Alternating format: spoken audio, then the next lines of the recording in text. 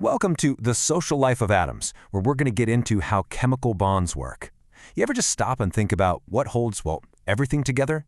I mean, from the phone in your hand to the air you're breathing right now, it all comes down to how atoms link up. It's kind of like they have their own social lives. So let's dive right in. So why doesn't the world just fall apart? I mean, seriously, it's a huge question when you think about it. What's the invisible glue that stops everything from just, poof, turning into a cloud of atomic dust? Well, the answer is actually super elegant, and it's the foundation for all of chemistry. And really, it all boils down to one thing: how atoms deal with their electrons. You know, those tiny, tiny particles zipping around the center of every single atom? Yep, those are the key players. How atoms gain, lose, or, share those electrons, that's what creates the chemical bonds that make up everything you can see and touch. So atoms pretty much have two main moves when it comes to connecting with each other. Think of it this way. They can either give or take electrons, a complete transfer, like a business deal, or they can decide to cooperate and share them, more like a partnership. And trust me, these two different strategies lead to totally different kinds of bonds and completely different types of materials. All right, let's tackle that first strategy: transferring electrons. So, when an atom either gives an electron away or grabs one from somewhere else, it's not neutral anymore. It actually goes through this major transformation and becomes a charged particle. And that charged particle has a special name: an ion. But why would an atom even want to gain or lose an electron? What's the point? Well, it's all about one thing: stability. See, atoms are always trying to get the same electron configuration as the noble gases. Those elements way over on the right-hand side of the periodic table? They are the cool kids. They're super stable and unreactive. And pretty much all the other atoms want to be just like them. Okay, so when an atom loses an electron, and this is usually a metal, it suddenly has more positive protons in its core than it has negative electrons flying around. That imbalance means it ends up with an overall positive charge. And this new positively charged particle, we call that a cation.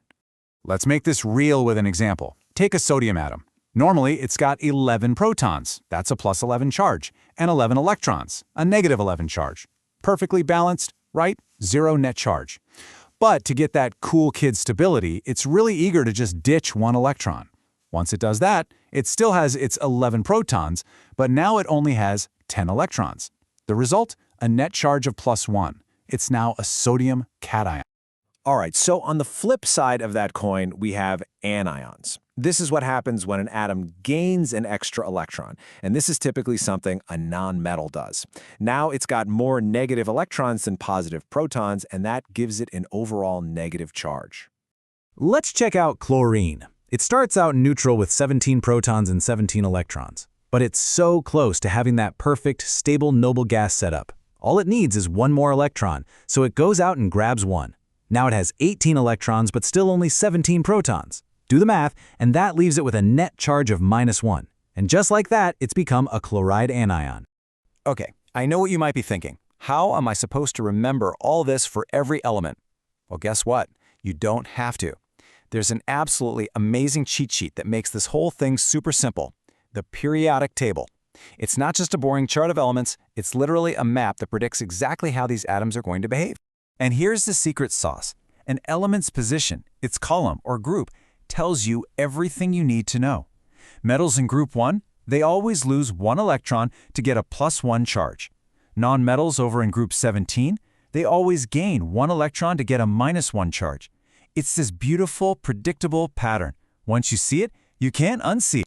So we've got our positive cations and our negative anions floating around. Now what? Well, it's exactly what you'd think. It's that classic story: opposites attract. And that powerful force of attraction, that is the ionic bond. So let's put a name on it.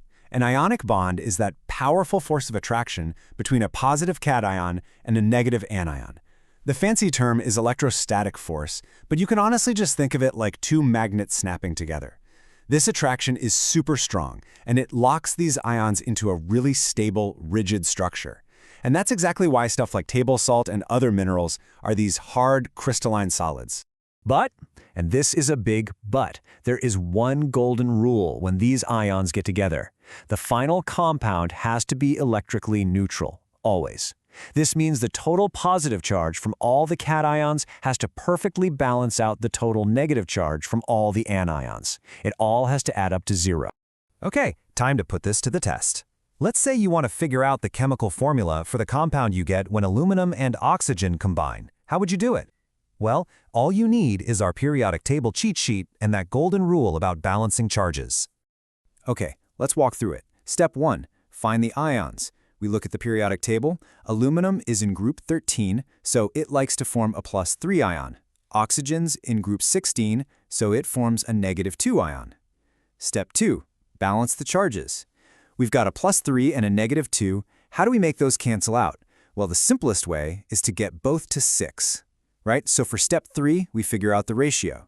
To get a +6 charge, we need 2 of those aluminum ions, and to get a -6 charge, we need 3 of those oxygen ions. So the final formula? 2 aluminums, 3 oxygens, Al2O3. Boom, done.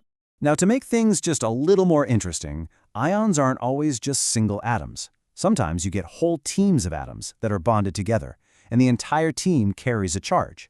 We call these polyatomic ions, and the key thing to remember is that they act like one single unit when they're forming a compound. Here are just a few common ones you've probably run into. Things like hydroxide, nitrate, or sulfate. See how they're groups of atoms with a single charge? When you're trying to balance charges to write a formula, you just treat that whole team, like the entire SO4 group, as one thing with a negative charge. Simple as that.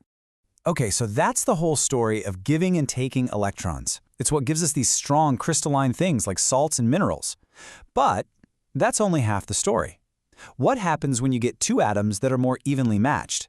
When neither one is strong enough to just rip an electron away from the other? It's like a tug-of-war that ends in a tie. Well, when they can't win, they cooperate. They share. And that brings us to our second type of bond. And this is called a covalent bond. So instead of a transfer, 2 atoms decide to share a pair of electrons. And this sharing is what holds them together, creating these separate individual little packages called molecules. And honestly, molecules are everywhere. The water you drink? H2O, that's a molecule. The air you breathe? Mostly N2 and O2, molecules. Covalent bonds are the glue for so much of the world around us. And guess what? The periodic table gives us another awesome rule of thumb here. If you see a compound that's made up of only nonmetals, stuff from the upper right side of the table, like carbon, oxygen, nitrogen, it's almost guaranteed to be a molecular compound, held together by these sharing, covalent bonds. This is the chemistry of life, of plastics, of pretty much all organic stuff. So let's just recap. We've got 2 totally different ways that atoms can hook up. They can transfer electrons, which gives us ionic bonds, or they can share electrons, giving us covalent bonds. And this simple difference, this give or take versus share and share alike, it's responsible for the mind-boggling variety of stuff we see in the universe. Let's put them side by side one last time. Ionic compounds. You've got a metal and a nonmetal. Electrons are transferred. They form this big repeating crystal lattice, and they're usually solids that are tough to melt. Then you have molecular compounds, nonmetal plus nonmetal. Electrons are shared, they form separate little molecules, and they can be gases, liquids, or solids. And this fundamental difference in bonding, it's literally why table salt is a hard crystal and water is a liquid at room temperature. So we've kind of drawn a pretty clear line in the sand, right? You either transfer or you share. But what happens if it's not so black and white? What if the sharing isn't perfectly equal? What happens in that gray area where one atom in a covalent bond is a little greedier and pulls those shared electrons just a bit closer? Well, that opens up a whole new world of chemistry, and it's a story for another time.